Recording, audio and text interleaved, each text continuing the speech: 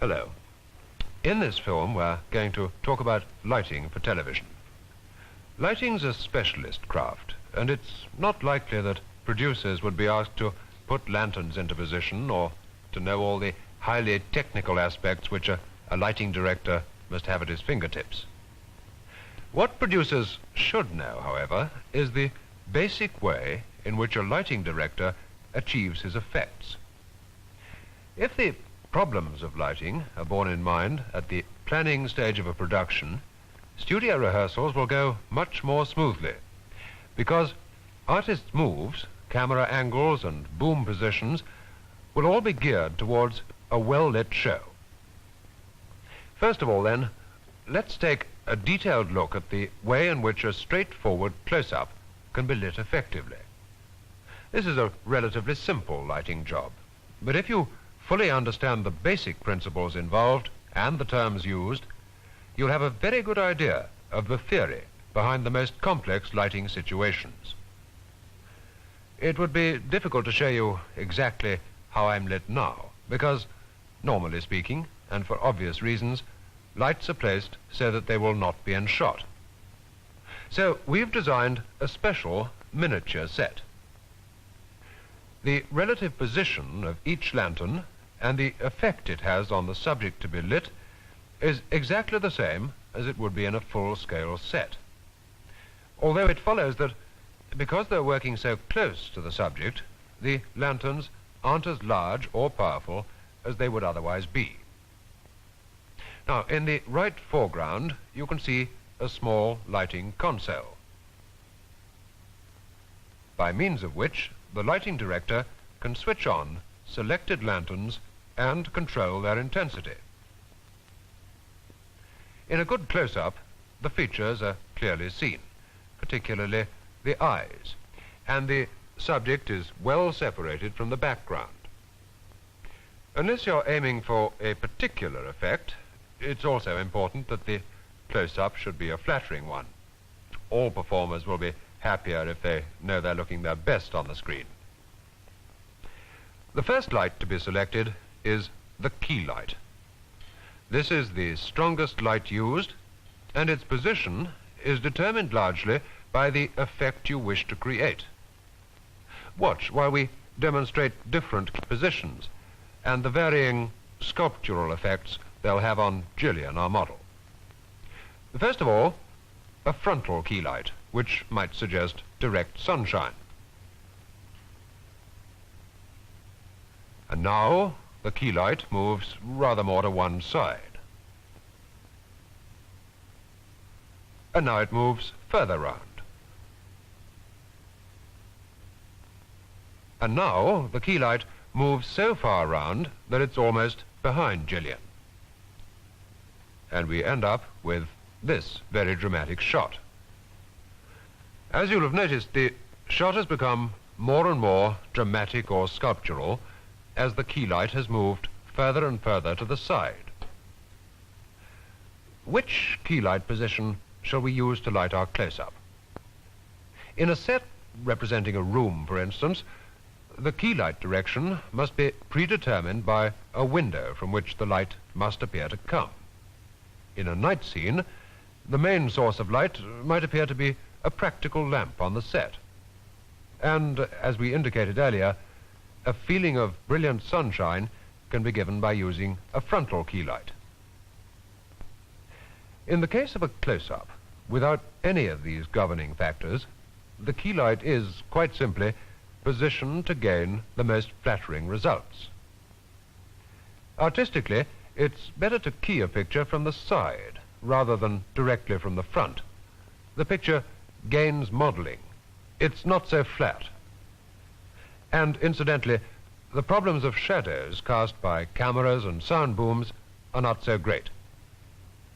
So now we'll turn on our selected key light and this time pay particular attention to the angle at which the light falls, because this is very important.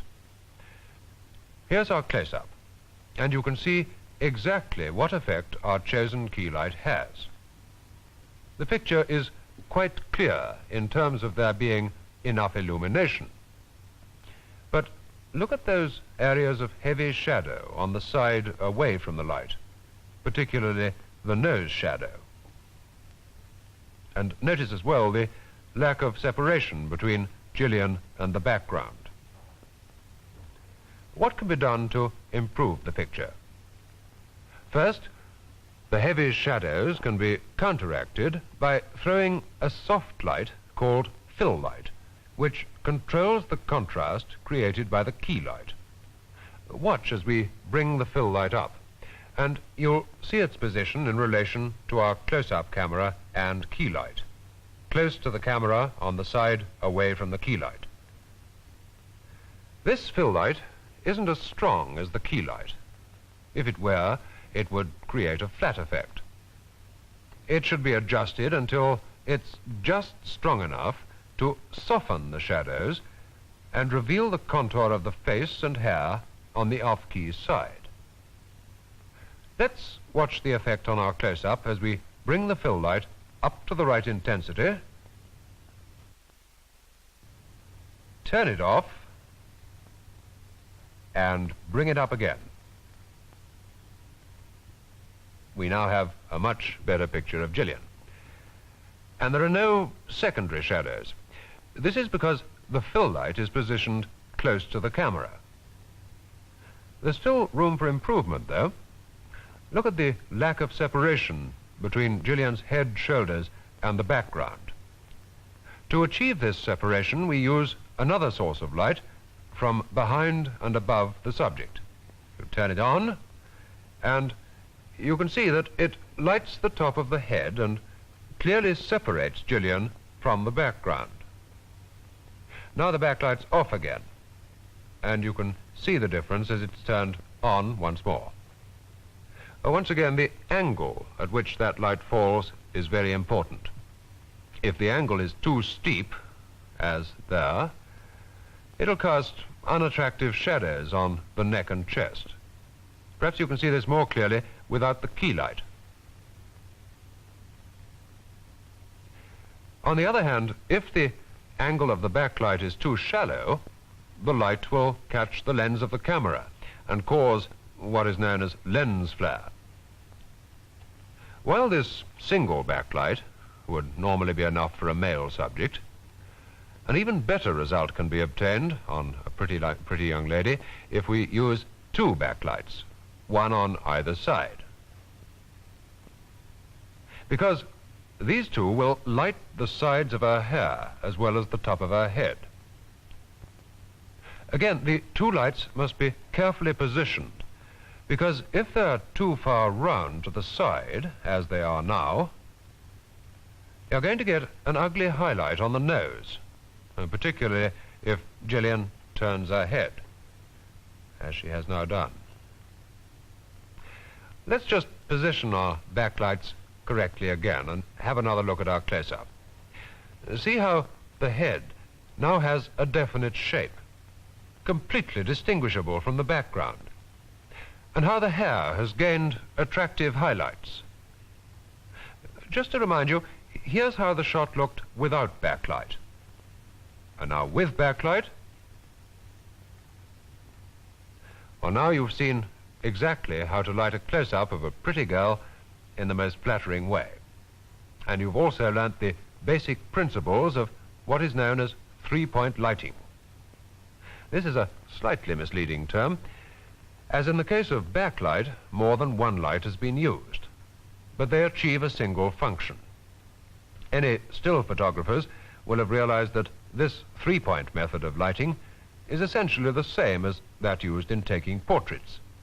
The lighting is designed to take a picture from one specified angle, In television, however, it's often necessary to shoot the subject from more than one angle.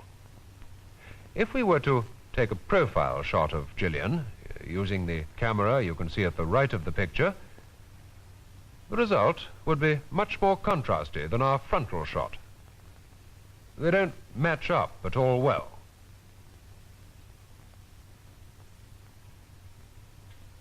In lighting for television, therefore, it's usually necessary to use a slightly more complex four-point technique, employing another fill light positioned to the side. The function of this fill light is to throw more light on the off-key side of the face. Here's our profile shot with the additional fill light, and you can see it now more nearly matches our frontal shot. The effect of this side fill light can be seen as it's switched on and off. It further enhances the shot because it gives us additional control over the off-key side of the face, as well as enabling us to match our profile shot.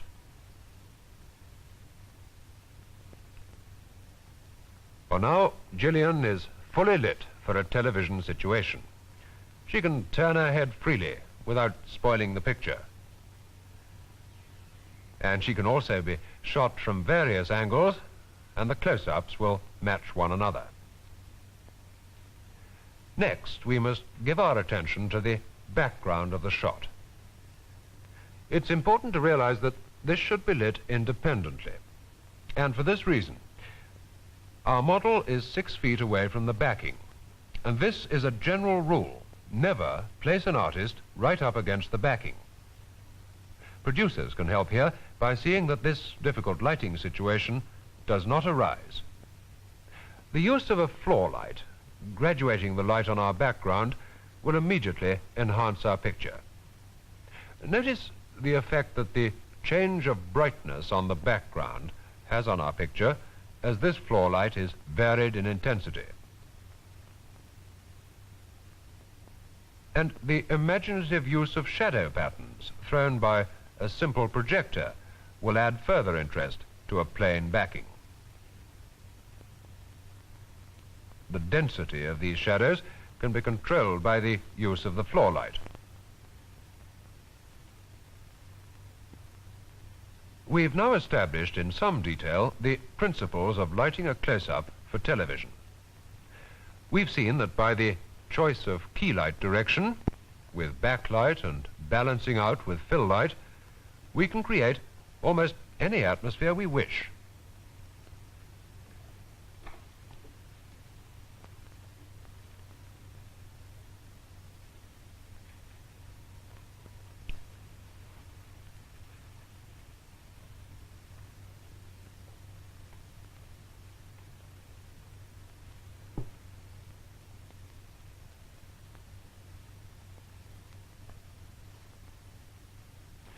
So you can see the flexibility of the four-point method of lighting and the degree of control that the lighting director has over the picture.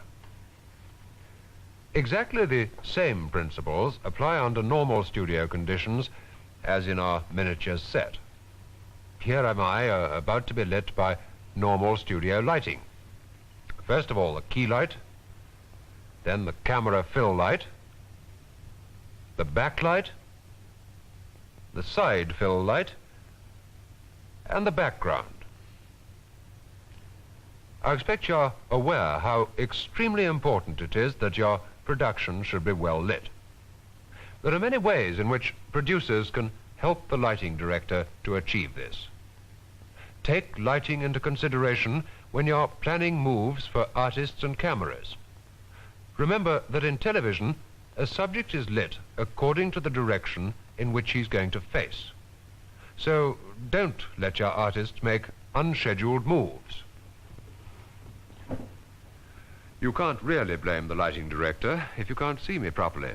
I mean, I wasn't supposed to get up and stroll around the studio like that.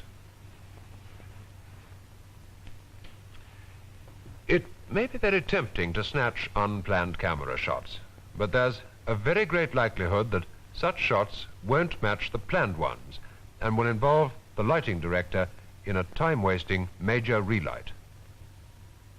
The position of the sound boom must also be thought about in relation to lighting. Watch what happens when a boom works on the same side of the set as the key light. Yes, that's the boom you can see there on the left that came in. Inevitably, it'll come between the key light and the subject, causing ugly shadows. Use the boom on the other side of the set, the one we've been using all the time, and the shadows are all avoided. Good lighting is dependent on these and many other physical factors. And once again, we come back to the need for pre-planning every possible aspect of your production. Perhaps the necessity of working as part of a team rather than in isolation when you're engaged in any television production is even more vital in the case of lighting than at any other time. Remember, let your lighting director know in advance exactly where your artists and action are going to be at any given moment during the production, and your exact camera and boom positions. Only make alterations with extreme caution, because even small deviations can result in very ugly shots and spoil the flow and effectiveness of your program. Another thing that producers must know about is something called the grayscale, which we can illustrate by means of this chart. You'll see that each of these colored squares registers as a shade of gray, varying from light to dark.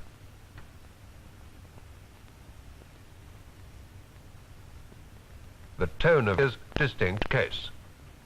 But if the camera crabs along to darker tones, it's unable to register any differences, unless the exposure is increased. That's to say, the iris is opened, when the darker tones will register distinctly.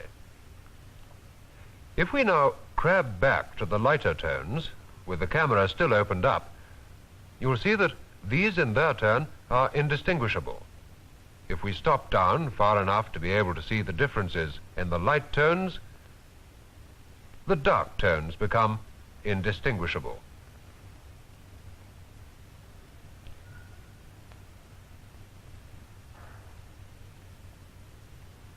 So we've demonstrated that normally we must confine our range of tones if we're to see detail in all areas of a picture.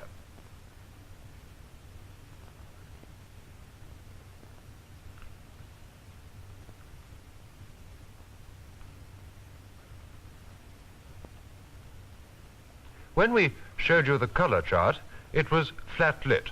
That is, the same amount of light was falling on all parts of the card.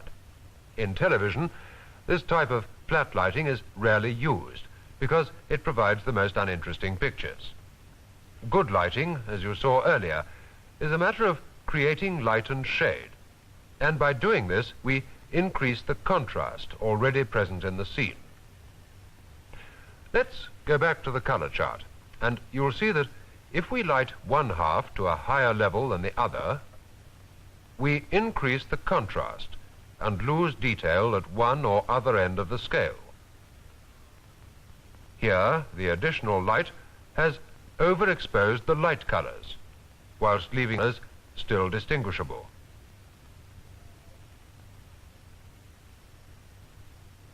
We may compensate for the overexposure of the light areas by stopping the camera down. But by doing so, of course, we have now lost detail in the dark areas.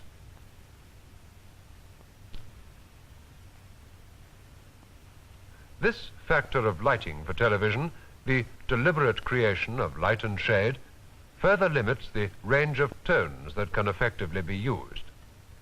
Producers must remember that this range of tones must be related primarily to skin tones, because faces are so often the most important thing we want to show.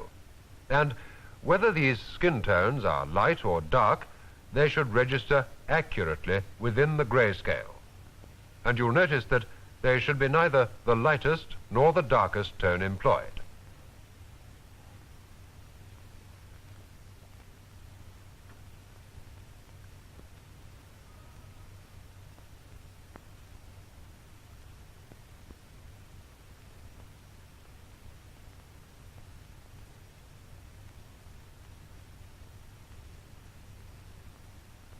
Let's take a look at some practical applications. Ken's skin tone is very dark, and he's wearing a white shirt. If we adjust the exposure to see his face clearly, his shirt is overexposed. If we stop down to accommodate his clothes, we lose detail in his face. Here's a similar application where the problem is reversed. Gillian's a blonde. Her skin tone is exceptionally light. Here she's wearing a lacy black dress. If the exposure is adjusted to see her face properly, the dress looks dull and heavy. And if we now want to see the detail in the dress and open up to do so, her face is overexposed and burnt out. So the color of the clothing must be related to the skin tone, because it's the skin tone which will determine the exposure if we're to see faces clearly, as we must. Let's take another look at Ken. Now he's wearing a mid-tone suit, which contrasts well with his shirt and tie that he's chosen, though these aren't too light either.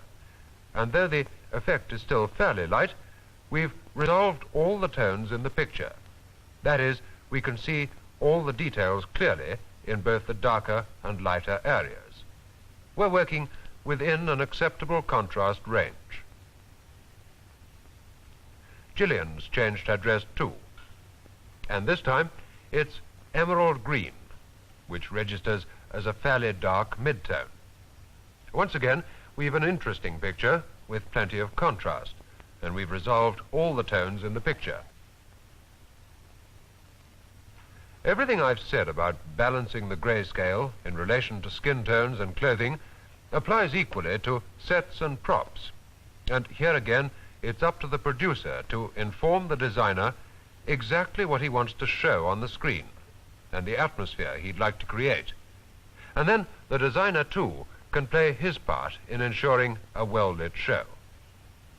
If you're in any doubt about the balance of skin tones with the color of clothes or setting, it's a good idea to try and have a look at them in front of cameras in advance, so that any adjustments can be made and you won't lose precious time during your all-too-short camera rehearsal.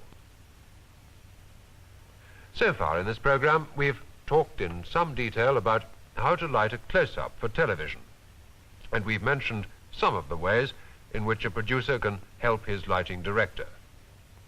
You'll have realized that there's an enormous amount we haven't talked about.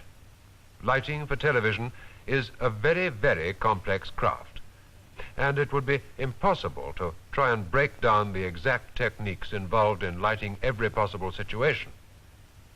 As we said earlier, producers are directly concerned only with the basic principles and the practical applications that affect them.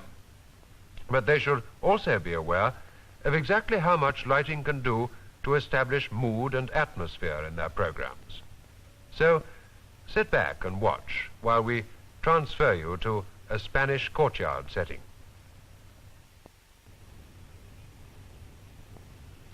Well, it's a Spanish courtyard, all right, but it looks pretty dull, doesn't it? Television pictures are two-dimensional, so even though the set has been built in 3 dimensions, it needs lighting to produce an illusion of the 3rd dimension, to give the set depth. This illusion is given by casting shadows. And so, paradoxically, it may be said that the art of lighting is the art of casting shadows.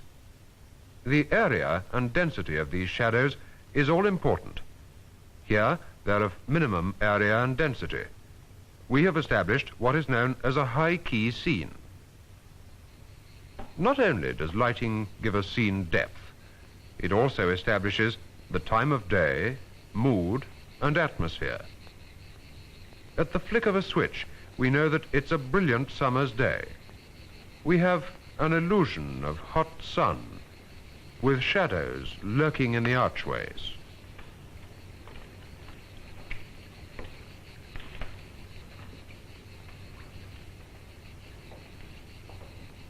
Tranquility and a sense of timelessness.